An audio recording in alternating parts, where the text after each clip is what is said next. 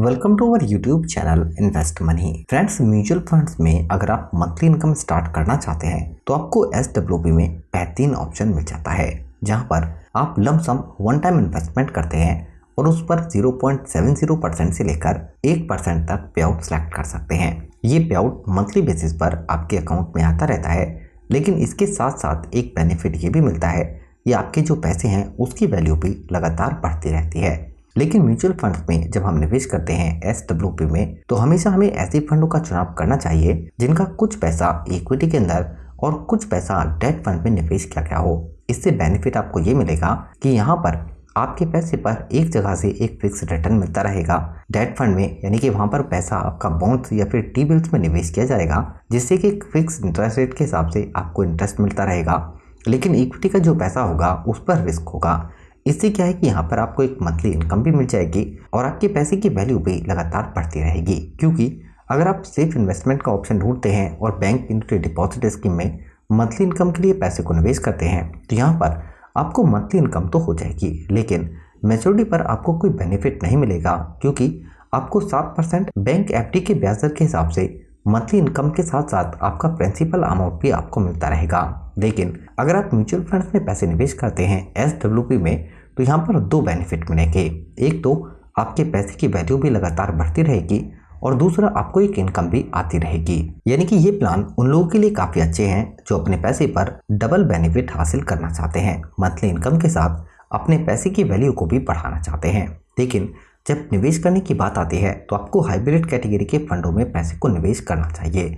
हम आपके लिए एक डायनेमिक एसेट एलोकेशन फंड लेकर आए हैं, जहां पर आपके पैसे को इक्विटी के अलावा डेट फंड में भी निवेश किया गया है, जिसकी वजह से इस फंड ने लगातार काफी अच्छा रिटर्न भी दिया है। और ये फंड है SBI का balance advantage fund direct plan growth. दोस्तों, अगर हम इस फंड के अब तक के रिटर्न की बात करें तो फंड ने 14.38% का रिटर्न दिया है, जबकि लास्ट 1 ईयर में फंड ने 27% का रिटर्न और 6 मंथ में फंड का रिटर्न 12.89% है। लेकिन यहाँ पर इस फंड में आपको सिर्फ 14% का ही रिटर्न मिलता है। लेकिन आप 10,000 रुपये की मंथली इनकम स्टार्ट करना चाहते हैं, तो इसके लिए अगर आप 12 लाख रुपए लमसम निवेश करते हैं 7 साल के टाइम पीरियड के लिए, तो इसमें आपको 10,000 मंथली के हिसाब से कुल 8,40,000 रुपये का विड्रॉल अमाउंट मिलेगा।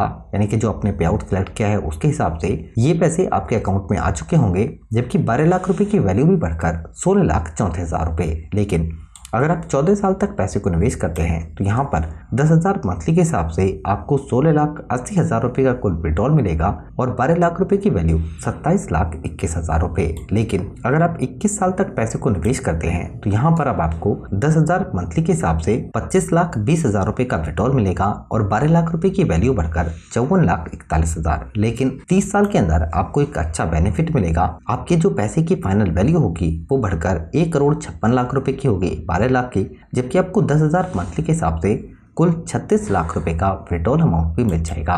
लेकिन दोस्तों, अगर हम इस फंड की होल्डिंग की बात करते हैं तो यहाँ पर इक्विटी के अंदर 42% पैसा, डेट फंड में 22% और कैश के अंदर फंड का 32% पैसा यूज किया गया है। जबकि दोस्तों इस फंड का AUM काफी बड़ा है, 27,487 करोड़ रुपए का। फंड की NAV का प्राइस अभी 14 रुपीज है, जबकि मिनिमम आप 500 रुपए विड्रॉल से निवेश कर सकते हैं। जबकि अगर हम टॉप होल्डिंग की बात करें तो यहाँ पर 138 इंस्ट्रूमेंट में पैसे को निवेश किया गया है। और अगर हम टॉप होल्डिंग की बात करें तो इसमें गवर्नमेंट ऑफ इंडिया के बॉन्ड्स के अंदर सबसे ज्यादा सॉवरेन बॉन्ड में 6.5% पैसे को यूज किया गया है। इसके अलावा ICICI बैंक इक्विटी का बेहतरीन स्टॉक, इसके अलावा HDFC, Axis Bank, GAIL India, Tata Motors, national highway, Reliance industry, Bharti Airtel, यानी कि यहाँ पर पैसे को काफी अच्छे से डिवर्सिफाई किया गया है अलग अलग सेक्टर में। जबकि अगर हम इक्विटी सेक्टर लोकेशन की बात करें तो एनर्जी के अंदर सबसे ज्यादा 28% पैसा और फाइनेंशियल सेक्टर के अंदर 16% पैसे को यूज किया गया है। जबकि डेट फंड की हम बात करें तो सॉवरेन बॉन्ड के अंदर 18%, कंस्ट्रक्शन के टी बिल्स में 6%,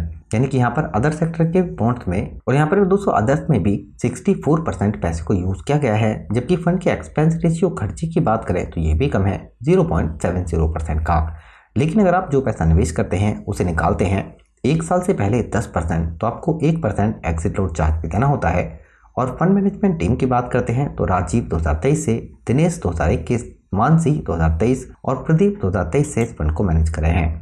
और SBI AMC की बात करें तो यहाँ पर 9 लाख करोड़ रुपए से ज्यादा का AUM है इस म्यूचुअल फंड हाउस का और टोटल एसेट के हिसाब से रैंक इंडिया में नंबर 1। तो दोस्तों म्यूचुअल फंड्स प्लान के अंदर अगर आप SWP में पैसे को निवेश कर रहे हैं तो आप ऐसे प्लान को पिक करें जिसके अंदर आपके पैसे पर रिस्क कम हो और आपको प्रॉफिट काफी अच्छा मिल जाए। तो हाइब्रिड कैटेगरी के फंड SWP के लिए काफी बेहतरीन रहते हैं जिसमें आप पैसे को निवेश करके एक बड़ा फंड भी बना सकते हैं। ये वीडियो आपके एजुकेशन पर्पस के लिए है। वीडियो से रिलेटेड अगर आपका कोई क्वेश्चन होता है तो आप हमें जरूर बताइए। अपने फ्रेंड्स के साथ वीडियो को शेयर करें और चैनल को भी सब्सक्राइब जरूर कर लें। Thank you for watching.